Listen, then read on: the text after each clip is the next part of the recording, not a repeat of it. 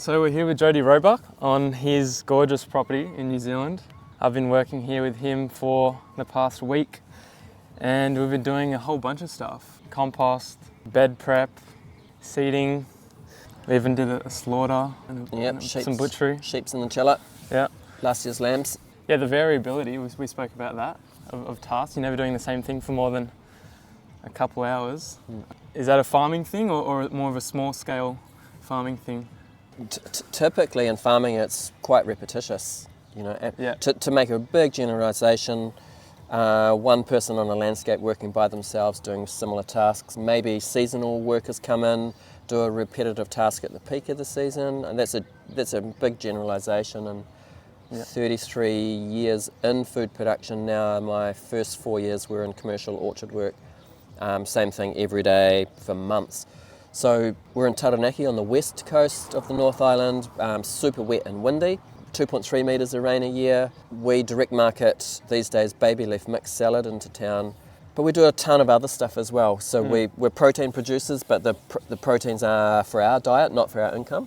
Right, yeah. And so to answer your question full circle, these days in a maturing business, we are doing a lot of different tasks in a day. Generally, we are planting and harvesting each morning, and then continuing on with other tasks, depending on what's happening with the growth of the business and the season, and sales. I have to say, sales is what drives everything. Yeah. So, why is it so important to? Would you say every day you're planting and harvesting? Because my take on, yes, we are. Yep. That's the short answer.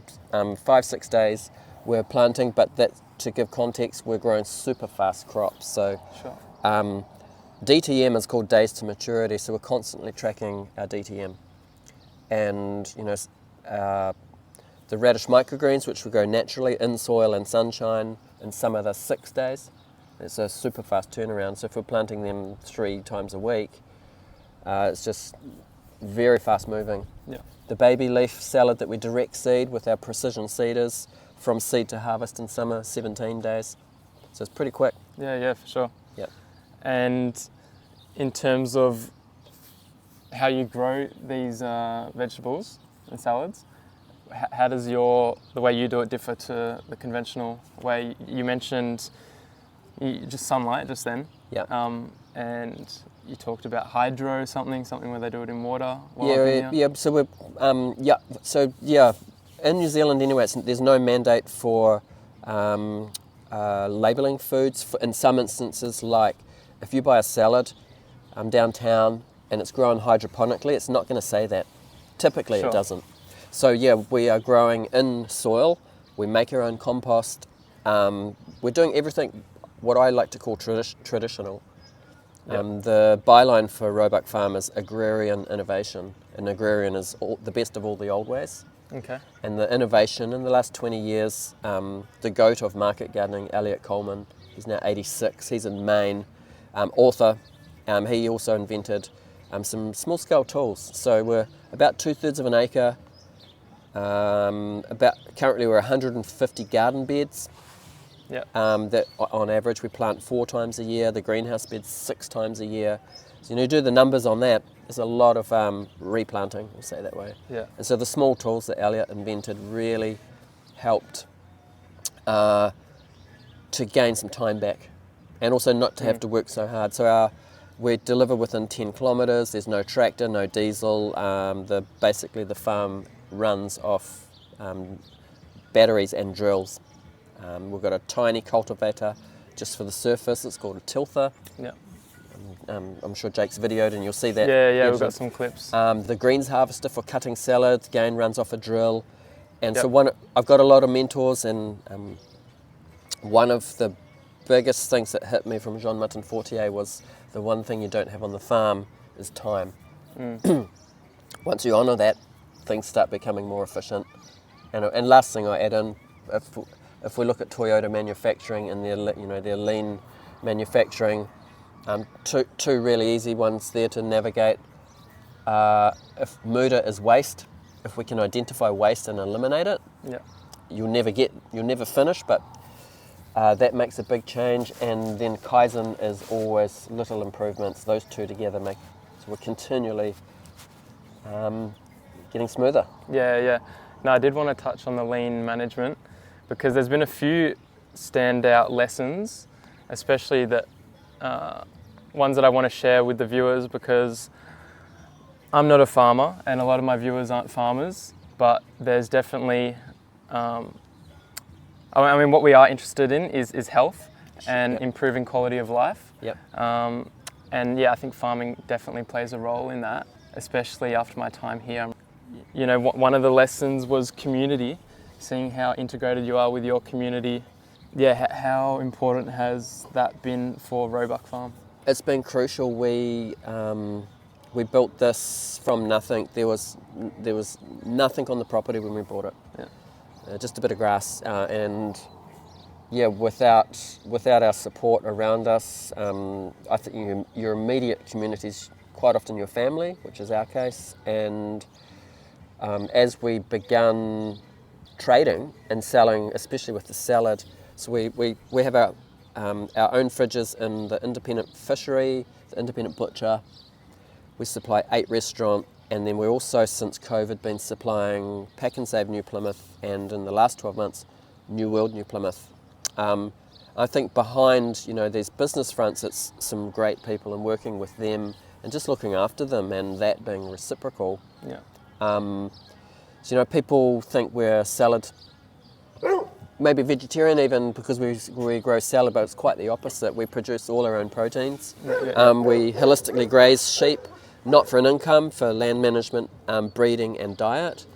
We eat nose to tail, and yeah, we are able to trade raw milk, fish. We have a young man who's had his hives on our property doing honey. Oh yeah. So I guess, to say it this way, you can't grow and produce everything, but with good people you can trade it. Yeah. Makes a big difference. For sure. Yeah, the raw milk down the road has been lovely, and yeah, that's another example of just having that community and you guys just exchange, and yeah, it's great, and big inspiration for me. I mean, I've always liked or been drawn to the idea of bigger is better, and it's been something sort of hard to swallow while I've been here. You saying, it really does work small, and there's a lot of value in doing it things small scale and having a like tighter community. But yeah, I guess I've just been taught that bigger is better, and even like in the context of social media, like more followers, more the globalization, and learning and accepting that small is like works, and you can really thrive, and is maybe even more fulfilling in ways when you have that community. There's no way that things have to be, but this is from Elliot Coleman and Jean Martin Fortier adopted the saying. So their philosophy is we need more production by the masses rather than mass production. Yeah. And there's room to more local. Yeah. So our early adoption of supplying just the supermarket chain in New Plymouth, our city of 80,000 people, we don't go further than 10 kilometres from the farm. It's quite radical these days, but we'd like to see that. We've navigated some bureaucracy to get into the supermarkets under our terms and conditions. There's no reason why local businesses can't be in local supermarket chains worldwide. Like the feedback we get, so we stock and rotate our fridges, and then we operate on a consignment basis. So we are stocking our fridges in some instances daily, and it's amazing the feedback we get from customers shopping, telling us why they're choosing our product, how their children are eating food again. They're very thankful, and yes, we've got a lot of. It's not anonymous being in the supermarket. I'll say it that way. Yeah. Yeah. And bring it back to health. There's great health benefits from eating local too, which I think don't get enough of less of a footprint in terms of like food miles and things, but also, yeah, in terms of health, like eating locally grown food carries the nutrients to help you thrive in that environment. Nice way to say it. Yeah. Yeah. Another lesson I learnt here, you told me that a lot of farmers are doing it tough, but the few that are doing it better are open to learning. Yeah. Why is that so crucial? This is a conversation I had with one of my mentors, great Australian business Regrarians. Darren's a veteran of Regen Ag and Darren Doherty? Yep, Darren Doherty, Regrarians, amazing farm planner, educator, and Darren's take on it is that those that are more successful, I'm not saying that it's easier, but they're lifetime learners. Yeah, and that's what I enjoy about farming. Enjoying it more than ever each year. Even it's not always like utopia. We just had a double recession in New Zealand. We had a huge cyclone. Prior to that, we had Gabrielle. Gabrielle was the cyclone. Prior to that, we had COVID. Right. Yeah. So we're navigating, changing a lot through those tough times. But super rewarding working with the land, and being a food producer.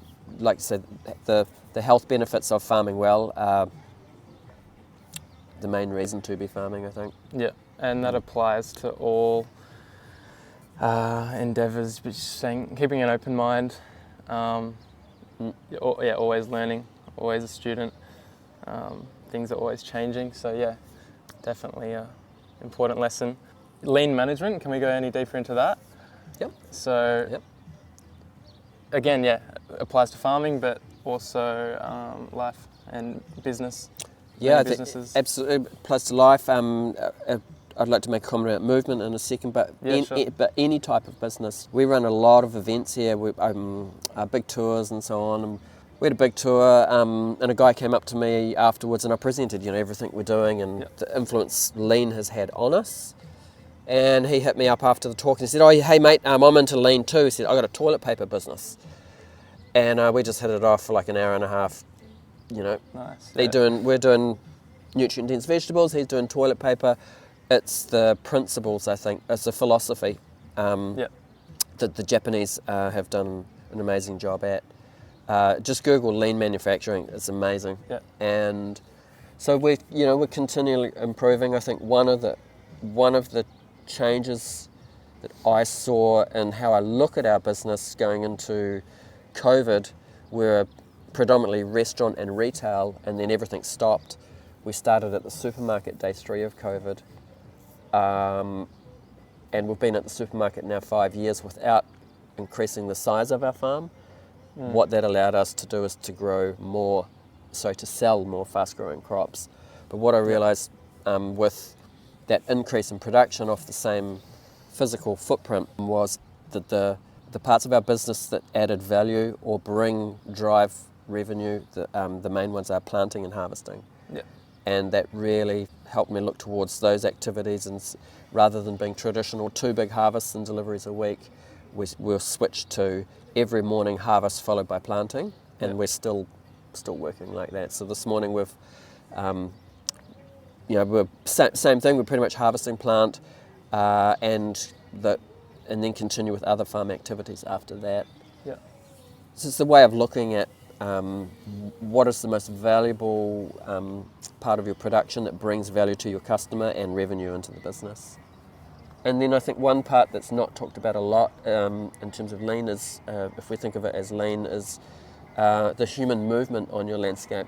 And I think that's a crucial part. I'm 52, farming 33 years all around the world, and I see a lot of people, I say younger than me, really physically, they've just done it hard physically. Yeah. And it doesn't have to be like that. Yeah.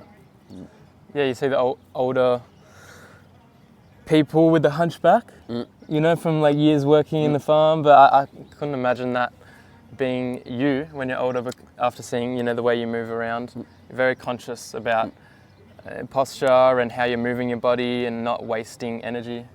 Sure, and my advantage being half the size of all my colleagues growing up was, I had to think about how I could do it smarter or differently. I couldn't just, do the work that I couldn't. I didn't have the strength of a 120 kg guy. Yep. And yeah, just also looking.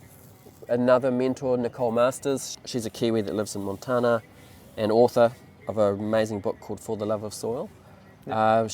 She's got a saying: the most dangerous words in food production. This is the way we've always done it. And I think the only guarantee we have in life is change. And yeah, so I kind of pride myself on trying to live outside of the box and keeping open to different styles of food production, lifestyle, and I really like looking cross sectors at within different types of movement, like Pilates, like martial arts, Taekwondo, and picking out what's relevant to the movement you're doing in your daily life, farming. If we're an orchard, it's quite different. You're up trees a lot, whereas we're working at the ground level a lot. It's about context. Yep. I love the concept of making health cool again. Nice. Like when I was growing up, I'm still growing up, but like younger, it was cool to drink, smoke, party, go on a bender, see how far you could push yourself, and I suffered from that. So that's why I really like the idea of making health cool again. There's these health influencers that I follow, and they're young, and that's kind of the message that I'm trying to push. And I think it's gaining traction. And yeah, as we said, farming definitely relates to health. And can we make farming cool? And I think it's definitely a worthy mission. I don't know, what are your thoughts on that? Yep, love it. It's kind of, years ago I was like, farming is my new surfing. Surfing's my real holiday. Sure. It's really nice to be deeply connected to your food production. The seasons, the improving your soil and your management and your skills as you go. And there's no mastery in this. As soon as you kind of get a bit ahead of yourself with that, Mother Nature's going to sort you out pretty quick. She's going to humble you pretty quick. So, I'd like to think that I can do this into an older age, and it's an honour to be feeding people good food and to feel appreciated for doing that. Nice, yeah. And with farmers getting older, and there is more of an opportunity for young farmers. That's why I think making farming cool, especially from the lens of younger people, is important. What sort of opportunities are there going to be for younger people as farmers get older? Is that something we're thinking about? Definitely, it's a big conversation. It's a good one to bring up. We don't know what it'll look like, but if you look at some of the stats, it's pretty much a given that a lot of land ownership is going to change hands in the next 2 decades. Yeah, right. Just with the age of farmers, especially in the Western world, it's no different anywhere else. But you look across Australia, New Zealand, USA, the age of farmers is pretty up there. Yep. There's going to be a lot of change of land ownership. Whatever, interested to see what that looks like. Yep. I'm particularly interested in generational food production. We've set this business up from nothing. So we've built the family farm with our family. From the ground up, which is pretty crazy undertaking. So I'm really interested to see, like I know your grandfather has a vineyard. I'm really interested to see the next gen, travelling the world, broadening their horizons, but also returning back to the family landscape. And either stacking in an enterprise, or I think I'd like to maybe finish up with this one. I think the main difference in being an entrepreneur and a food producer, to be successful these days, it's what we're seeing is you have to be the middle person, you have to be the marketer, which makes sense to be providing your food locally. So if you're a beef farmer and you can rather than just selling your beef as a commodity, you can put them through a local butcher, sell them to your local people. I think we need to be trying to find how we can keep hold of that middle dollar. Yeah, for sure. All right, thank you, Jodi. Joyce. It's been a pleasure. Yep, likewise. All right.